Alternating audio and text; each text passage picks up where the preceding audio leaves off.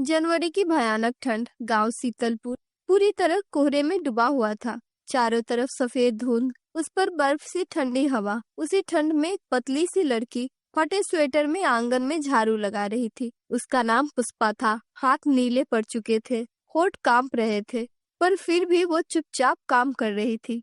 तभी अंदर से तेज आवाज आई। अरे पुष्पा, अभी तक चूल्हा क्यों नहीं जला? क्या ठंड से तुझे लग रही है? दिखाई नहीं देता कितना समय हो गया है? खाना कब बनेगा? माँ, झाड़ू बर्तन कर रही हूँ। गुस्से में हेमा अपनी बेटी प्रियंका के साथ कमरे से बाहर आती है और पुष्पा को डांटने लगती है। झाड़ू बर्तन करने में इतना समय लगता है? कामचोर कहीं की। जल्दी से खाना बना। दिखाई नहीं देता मेरी बेटी को कितना भूख लगा है? माँ, ये ना मुझसे जलती है। ये तो चाहती ही है कि मैं भूखी रहूं। ऐसी बात नहीं है, मैं अभी खाना तैयार कर देती हूँ। दोनों माँ बेटी पुष्पा को सुनाकर कमरे में चली जाती है और कंबल में आराम करने लगती है।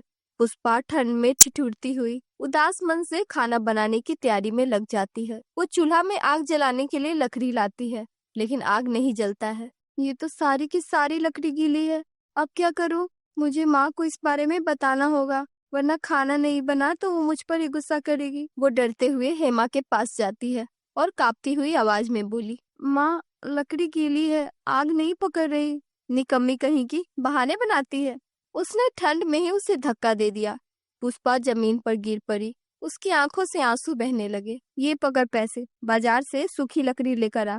और हाँ, 1 रुपए भी फालतू खर्च नहीं होने चाहिए, वरना तेरा दाना पानी बंद कर दूंगी। माँ, मुझे बहुत ठंड लग रही है, कब से पानी का काम कर रही हूँ।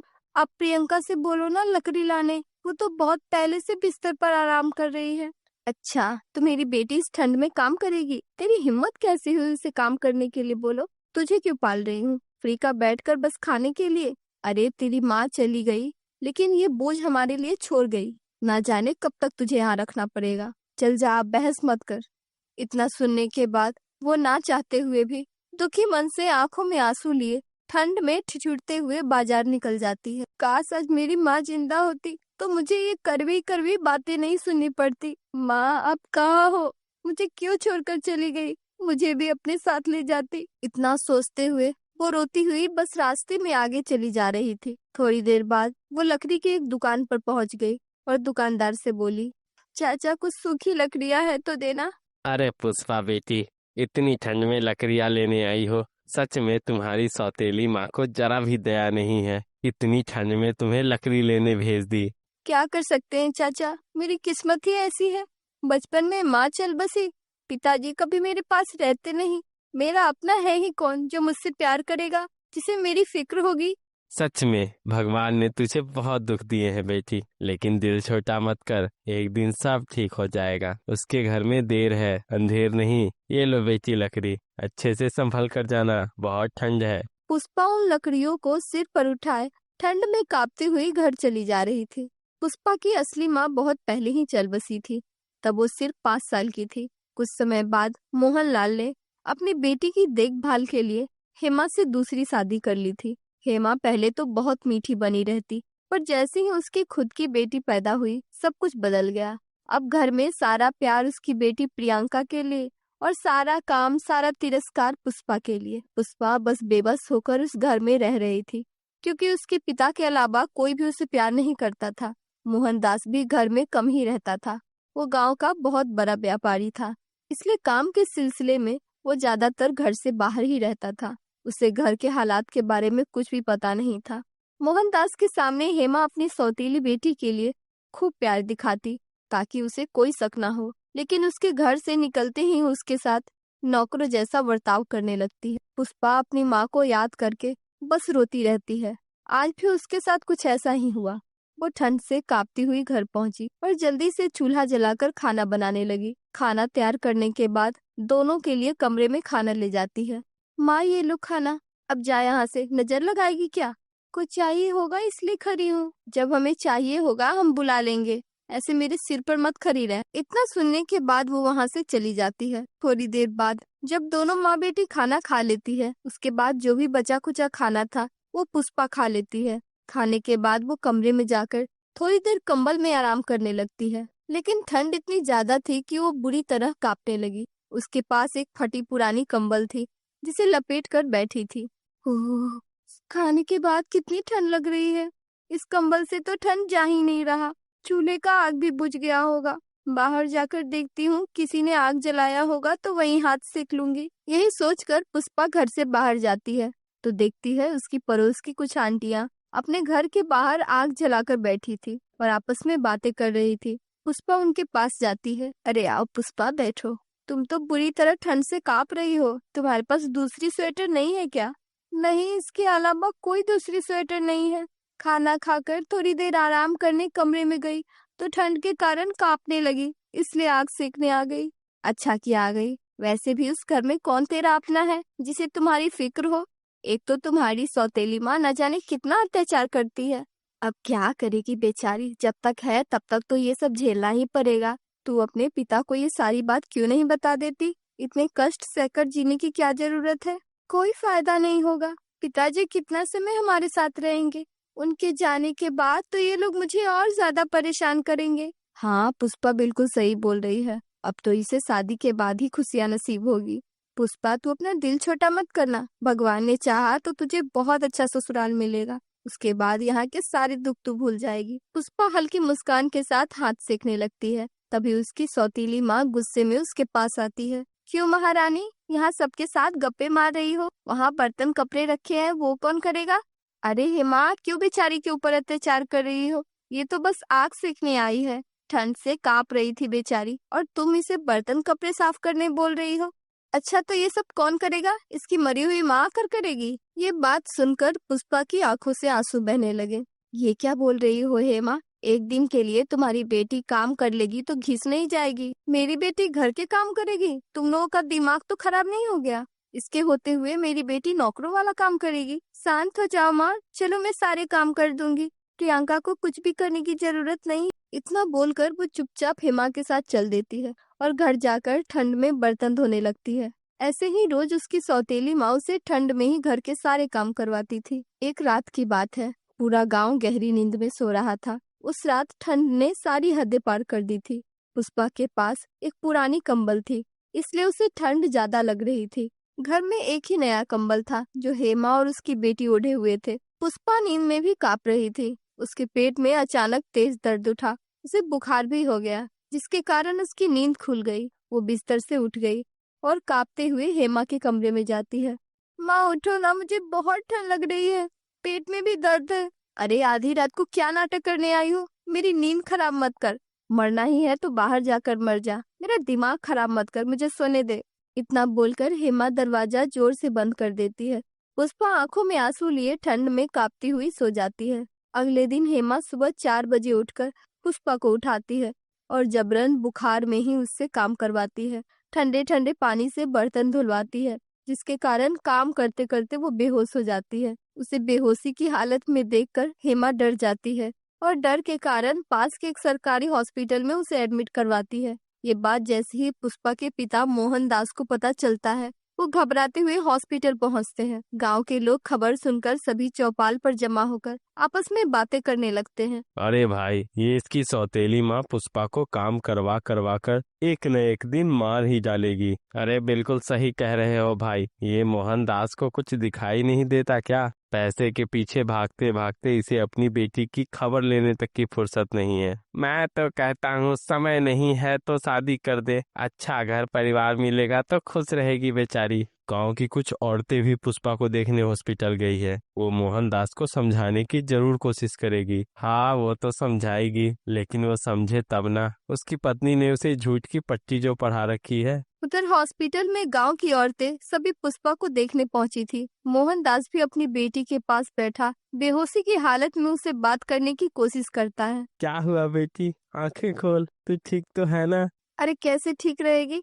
तुम्हारी पत्नी इसे ठीक रहने दे तब ना। वो तो बेचारी से काम करवा करवा कर ही मार देना चाहती है। क्यों मेरे पति को मेरे खिलाफ भड़का रही हो? अरे मैं तो उसे एक काम करने के लिए नहीं बोलती, लेकिन तुम्हारी बेटी इतनी जिद्दी है कि मेरी एक नहीं सुनती। तुम क्यों भड़क रही हो? मैं जानता हूँ तुम अच्छी हो, तभी तो बचपन से पुष्पा को संभाल रही हो। मैं तो ज्यादातर घर से बाहर ही रहता हूँ, मुझे तुम पर पूरा भरोसा है। तो क्या हम झूठ बोल रहे हैं? अरे हमें क्या पड़ी है झूठ बोलने की, वो तो बस देखा नहीं जाता बिन माँ की बच्ची पर अत्याचार होते हुए, इसलिए बस बोल दिए। तुम्हारी बेटी है, तुम जानो क्या करना है। विश्वास अच्छी बात है, लेकिन ऐसे अंधा विश्वास सही नहीं है। एक दिन आपको इस बात का पछतावा जरूर होगा। इतना बोलकर सभी गुस्से में वहाँ से चली जाती है। थोड़ी देर बाद पुष्पा को होश आता है। उसके होश आते ही हेमा उस पर उल्टा सीधा इल्जाम लगाने लगती है। क्यों रे, ऐसे अचानक बेहोश होकर क्या साबित करना चाहती है? मैं तुझे खाना नहीं देती, काम करवाती हूँ, अपने पापा के सामने झूठा साबित करना चाहती हो? आज तेरी वजह से पड़ोस की औरतें मुझे सुना रही थी। अरे ये क्या कर रही हो हेमा? अभी अभी तो उसे होश आया है, होश में आते ही इतना कुछ सुना रही हो। मैंने जब कुछ नहीं बोला तो क्यों सुना रही हो? जो भी बात करनी है मुझसे करो, उसे आराम करने दो, अभी वो बहुत कमजोर है। कैसा महसूस कर रही हो बेटी? चिंता मत करो, मैं आ गया हूँ ना, सब ठीक हो जाएगा। थोड़ी देर में डॉक्टर भी वहाँ आ जाते हैं। डॉक्टर, अब मेरी बेटी कैसी है? मैं इसे घर ले जा सकता हूँ? ले जाइए, लेकिन उसका बहुत ध्यान रखना पड़ेगा। ठंड ने बुरी तरह से उसे जकड़ लिया है, अभी इसे कुछ दिन तक कंप्लीट रेस्ट करना है। जी डॉक्टर, मैं खुद इसका बहुत अच्छे से ध्यान रखूंगा। डॉक्टर से परमिशन मिलते ही मोहनदास पुष्पा को तुरंत घर लेकर चला जाता है। कुछ दिन तक घर में ही रहकर उसकी अच्छे से देखभाल करने लगा। मोहनदास के घर में होने की वजह से उसकी सौतेली माँ भी उससे कोई काम नहीं करवाती है। उल्टा उसे पुष्पा का बहुत ध्यान रखना पड़ता है और घर के सारे काम प्रियंका और हेमा को ही करने पड़ते हैं। ये महारानी तो बीमारी का बहाना बनाकर मजे ले रही है और मुझसे नौकरों की तरह काम करवा रही है। अब मैं और काम नहीं कर सकती, अब ये सब मुझसे नहीं होगा। बेटी कुछ दिन और झेल ले, ज्यादा दिन तक तुम्हारे पिता यहाँ नहीं रहने वाले हैं। अब ऐसे में उनके सामने उसे कुछ बोल भी तो नहीं सकती। मजबूरी समझ मेरी। इतनी बात समझाने के बाद वो शांत हो जाती है और गुस्से में काम करने लगती है। रात का समय था। मोहनदास और हेमा एक साथ कमरे में बैठे थे। मोहनदास हेमा से बोलता है, मैं सोच रहा हूँ अब पुष्पा की शादी कर दूं। पुष्पा की शादी हो जाएगी तो कुछ समय बाद प्रियंका की भी कर देंगे। मैं भी जिम्मेदारियों से मुक्त हो जाऊंगा और बाकी की बची जिंदगी अपने परिवार के साथ रहूंगा। हाँ विचार तो सही है। कुछ सोचा है आपने किससे उसकी शादी करवाने वाले हैं? हाँ, मेरे साथ काम करने वाला यशवंत सेठ का इकलौता बेटा ऋषभ से करवाना चाहता हूँ। ये सुनकर हेमा की आंखें खुली की खुली रह गई। लेकिन वो तो बहुत अमीर है, क्या वो पुष्पा से शादी करेंगे? मेरी पुष्पा का स्वभाव बहुत अच्छा है, वो बचपन से ही मेरी बेटी को देखते आ रहे हैं। उनकी पत्नी का देहांत भी बहुत पहले हो गया था। ऐसे में उस घर को संभालने के लिए एक अच्छी लड़की की तलाश कर रहे थे, जो पुष्पा से अच्छा कोई नहीं हो सकता। वो खुद इस बारे में बोल रहे थे। इसकी इतनी अच्छी किस्मत कैसे हो सकती है? मैं इसकी शादी इतने अच्छे घर में नहीं होने दे सकती। उस घर में अगर किसी की शादी होगी तो सिर्फ मेरी बेटी प्रियंका की होगी। अच्छा है माँ, मैं कल काम पर जा रहा हूँ, लेकिन जल्दी आऊंगा और शादी करवाने के बाद ही कहीं जाऊंगा। इतनी बातें करने के बाद दोनों सो जाते हैं। अगले दिन मोहनदास काम पर निकल जाता है। पुष्पा को अपनी शादी के बारे में कोई जानकारी नहीं थी। वो बेफिक्र होकर हमेशा की तरह घर के कामों में लगी रहती। पुष्पा की शादी इतने बड़े घर में सुनकर दोनों माँ बेटी उसे हमेशा के लिए घर से निकालने की योजना बनाने लगे। माँ, आपने कुछ सोचा है इसे कैसे घर से निकालना है? क्योंकि इसके रहते हुए मेरी शादी इस घर में कभी नहीं होगी। तो चिंता मत कर बेटी, मैं कैसे भी करके तेरी शादी उसी घर में करवाऊंगी। उसके बाद हेमा अपनी सारी योजना अपनी बेटी को समझा देती है। जनवरी का महीना था। चारों तरफ ठंडी ठंडी बर्फीली हवा चल रही थी। हर जगह बस धुंध ही धुंध घेर रखा था। एक दिन पुष्पा की सौतेली बहन प्रियंका उसे बोलती है, सुनो, आज मैं और माँ घर से दूर कोई बस स्टैंड पर पापा से मिलने जा रहे हैं। तुम्हें चलना है तो बताओ। लेकिन पापा बस स्टैंड पे क्यों आ रहे हैं? घर क्यों नहीं आ रहे हैं? पापा को कुछ काम है, घर आने का समय नहीं है, इसलिए उन्होंने वहाँ बुलाया है। अब ज्यादा फालतू के सवाल मत करो मुझसे। वो तो पापा ने बोला है तुझे लेकर आने, इसलिए माँ ने बोला पूछ लेने, वरना हमें क्या मतलब, जाओ या नहीं जाओ तुम्हारी मर्जी। मैं जरूर जाऊंगी। पुष्पा मन ही मन बहुत खुश होती है। वो जल्दी जल्दी घर के सारे काम करने के बाद जाने के लिए तैयार हो जाती है। योजना के अनुसार वो दोनों पुष्पा को बस स्टैंड ले जाने के बाद उसे कड़ाके की ठंड में अकेला छोड़कर आने लगती है। ये देख पुष्पा घबरा जाती है और अपनी सौतेली माँ से पूछती है, माँ पापा तो नहीं आए, आप लोग मुझे यहाँ अकेला छोड़कर कहाँ जा रही हो? तुझे यहाँ छोड़कर घर जा रहे हैं, तू अब उस घर में नहीं रहेगी। लेकिन क्यों माँ, मैंने क्या कर दिया? मेरी गलती तो बताओ। तेरी गलती सिर्फ इतनी है कि जो जगह मेरी बेटी को मिलनी चाहिए वो तुझे मिल रही है और मैं ऐसा होने नहीं दूंगी। तेरा बाप तेरी शादी गांव का एक बड़ा सेठ यशवंत के बेटे ऋषभ से करवाने वाला है और तेरी औकात नहीं है कि तू इतने बड़े घर की दुल्हन बनो। आप कहे तो मैं मना कर दूंगी, आप जिससे कहोगे उसी से शादी करूंगी। मुझे ऐसे घर से मत निकालो, मैं इतनी ठंड में अकेली कहाँ जाऊंगी। तेरे रहते कुछ संभव नहीं है। अब तू है नहीं तो पापा को बोलूंगी। तो शादी की बात सुनकर अपने किसी प्रेमी के साथ भाग गई और उन्होंने वादा किया है तो शादी तो करनी पड़ेगी, इसलिए तेरी जगह मैं शादी कर लूंगी। छी, तुम लोग मेरे बारे में इतना खराब सोचते हो, इतना झूठा इल्जाम लगाओगी। पापा मेरे बारे में क्या सोचेंगे? कुछ भी सोचे, हमें क्या। चल बेटी जल्दी चल, यहाँ से बहुत ठंड है। इतना बोलकर दोनों माँ बेटी वहाँ से चली जाती है। पुष्पा हाथ जोड़ती है, न जाने कितनी मिन्नतें करती है, लेकिन फिर भी दोनों को दया नहीं आता और उसे वहीं अकेला छोड़कर चली जाती है। हे भगवान, ये तूने मेरे साथ क्या किया? अब तू मुझे कितनी सजा देगा? वो ठंड में स्टेशन पर इधर उधर भटकने लगी। उसे कोई रास्ता नहीं दिख रहा था। उसने अपने आप को खत्म करने का पूरा मन बना लिया था, इसलिए वो रोड के बीचों बीच आ जाती है। तभी एक नौजवान युवक उसकी हाथ खींचकर उसे बचा लेता है। पुष्पा गुस्से में उस पर चिल्लाने लगती है, क्यों बचाया मुझे? मरने देना था ना। कमाल है, भलाई का तो जमाना ही नहीं रहा। क्यों मरने जा रही हो भला? आपको कौन सा दुख है? तुमसे मतलब, मैं तुम्हें क्यों बताऊं? बहुत पूछने के बाद पुष्पा रोते रोते सारी बातें उस लड़के को बता दी। ये तो आपके साथ बहुत गलत हुआ है। तुम इतनी ठंड में अकेली लड़की ऐसे कहाँ रहोगी? कुछ हो गया तब क्या होगा? मेरा नाम नंदू है। एक काम करो, मेरा घर बगल में ही है। मैं यहाँ स्टेशन पर चाय बेचने का काम करता हूँ। मेरी बीमार माँ घर में रहती है, उनकी देखभाल करने वाला भी कोई नहीं है। तुम चाहो तो कुछ दिन हमारे साथ रह सकती हो। पुष्पा मजबूर थी, वो दोबारा घर नहीं जा सकती थी, इसलिए वो उसके साथ रहने के लिए तैयार हो जाती है। नंदू उसे अपने साथ लेकर घर जाता है और सारी बात अपनी माँ को बता देता है। अच्छा किया बेटा जो इसे यहाँ ले आया, बेचारी अकेली बाहर कहाँ कहाँ भटकती, कुछ ऊंच नीच हो जाती तो। बेटा तू इसे अपना घर समझकर यहाँ रह सकती है। जिसने भी तेरे साथ गलत किया है उसका कभी भला नहीं होगा। नंदू की माँ की बात सुनकर पुष्पा को अपना सा लगा। पुष्पा का स्वभाव बहुत अच्छा था, इसलिए वहाँ भी उस घर को अपना घर समझकर अच्छे से काम करती है और नंदू की माँ की अच्छे से देखभाल करती है। कुछ ही दिन में उसकी माँ के स्वास्थ्य में पहले से सुधार होने लगा। वो जल्दी ही सबके साथ घुल मिल गई। पुष्पा नंदू को अपने हाथों से चाय बनाकर बेचने के लिए देती थी, जिसके बाद लोग उसकी चाय को और भी पसंद करने लगे। बेटी तुम तो हमारे लिए बहुत शुभ हो, कोई रिश्ता नहीं होने के बाद भी हमारे लिए कितना कुछ कर रही हो। सच में आपके हाथों की चाय इस ठंड में तो हाथों हाथ बिक रही है। बहुत बदनसीब है वो लोग जिसने आपको घर से निकाला है। अब से ये सिर्फ मेरा पैसा नहीं है, इसका आधा हिस्सा आपका भी है। नहीं, मैं कैसे ले सकती हूँ? मुझे कुछ नहीं चाहिए। मैं आपके ऊपर कोई एहसान नहीं कर रहा, ये तो आपके मेहनत की कमाई है, आपको लेना ही पड़ेगा। उधर दोनों माँ बेटी ने जैसा सोचा था वैसा ही हुआ। मोहनदास के घर आने पर पुष्पा के बारे में झूठी बातें वो उसे बता देती है। ये कैसे हो सकता है? मेरी बेटी तो ऐसी नहीं थी। तो आपका क्या मतलब है? हमने उसे घर से निकाल दिया है। अरे किसके मन में क्या चल रहा है ये कौन जानता है। उसने मेरे बारे में भी नहीं सोचा। मैं उसे इतना मानता हूँ, एक बार मुझे तो बना चाहिए था। कैसे मुझे छोड़कर जा सकती है? अब तो मैं यशवंत से वादा कर चुका हूँ कि अपनी बेटी की शादी उसी के बेटे से करवाऊंगा। अब मैं उसे क्या जवाब दूंगा? इतना बोलकर वो उदास हो जाता है। आप उदास मत हो, आपने जैसा सोचा है बिल्कुल वैसा ही होगा। क्या फर्क पड़ता है, अगर बड़ी बेटी नहीं है तो छोटी बेटी से करवा दो। दोनों तो आप ही की बेटी है, अपनी बात भी रह जाएगी, आपको शर्मिंदा भी नहीं होना पड़ेगा। बिल्कुल सही बोल रही हो, ये बहुत अच्छा सुझाव है। मोहनदास यशवंत सेठ को सारी बात बता देता है। वो भी इस रिश्ते के लिए राजी हो जाते हैं। कुछ ही दिन में प्रियंका और ऋषभ की शादी हो जाती है। शादी के बाद भी प्रियंका के स्वभाव में बदलाव नहीं आया। वो और ज्यादा आलसी हो गई। ठंड के कारण वो बिस्तर से भी नहीं उठती थी, ना ही वो घर के कोई काम को हाथ लगाती थी। सारे काम उसके घर के नौकर ही करते थे।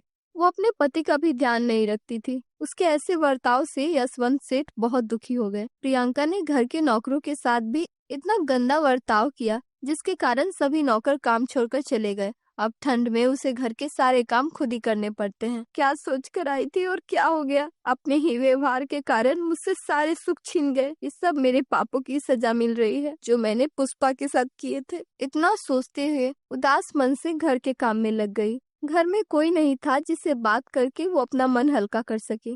ऋषभ भी उससे प्यार नहीं करता था। वो वहाँ बिल्कुल अकेली पड़ गई थी। सारी गलती तो उसकी खुद की थी, इसलिए वो किसी को कुछ नहीं बोल सकती थी। यहाँ पुष्पा के हाथों की चाय बेचकर नंदू दिन पर दिन अमीर हो गया। वो मन ही मन पुष्पा को पसंद करता था। ये बात जब नंदू की माँ को पता चला तो वो पुष्पा से इस बारे में बात करती है। बेटी, तुम मेरे बेटे से शादी कर लो, उसके बाद हम सब परिवार की तरह रहेंगे। तुम इतनी अच्छी हो, अब मैं नहीं चाहती कि कल को तुम हमसे दूर चली जाओ। हमें तुम्हारे साथ रहने की आदत हो गई है। पुष्पा सोच में पड़ जाती है। वो कुछ नहीं बोलती है। क्या सोच रही हो बेटी? क्या मेरा बेटा तुम्हें पसंद नहीं है? ऐसी बात नहीं है माँ जी, मैं भी आप लोगों को छोड़कर नहीं जाना चाहती। आपने मुझे अपने घर में इतने दिनों तक बेटी बनाकर रखा, मैं भला आपको छोड़कर कैसे जा सकती हूँ? मैं इस शादी के लिए तैयार हूँ। ये सुनकर बूढ़ी अम्मा खुश हो जाती है। कुछ ही दिन बाद वो धूमधाम से दोनों की शादी करवा देती है। अब पुष्पा खुशी खुशी नंदो की पत्नी बनकर उसके साथ रहने लगी और दोनों मिलकर चाय का स्टॉल चलाने लगे। ठंड के कारण बस स्टॉप पर आते जाते लोग उसकी चाय मजे से पीने लगे। देखते ही देखते कुछ ही समय में दोनों काफी अच्छा पैसा कमा लेते हैं। नंदू उसी बस स्टैंड के पास एक बहुत अच्छा मकान बना लेता है और वहीं एक चाय के स्टॉल खोल लेते हैं। अब उसे ज्यादा काम नहीं करना पड़ता था।